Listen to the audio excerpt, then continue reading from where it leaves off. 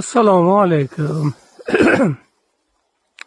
Mana bugun 7-iyul. Rosa issiq bo'lishi kerak, lekin yomg'ir yog'yapti. Shunaqa, rosa issiqning ichida yomg'ir yog'arishi mumkin.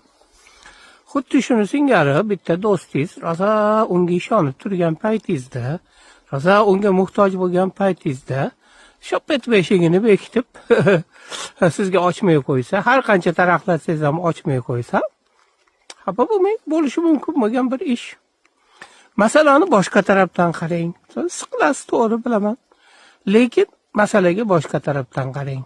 Balkim Alloh taolo sizga, "Ey bandam, shu o'zingga o'xshagan bitta bandadan yordam kutib xato qilding.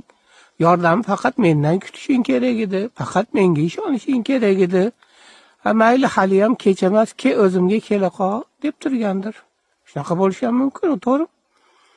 Endi butun dunyoni, butun koinotni yaratgan zotni o'zi o'zimga kela qol deb tursa, undan xafa bo'linadimi? Yo'q, bundan xursand bo'linadi.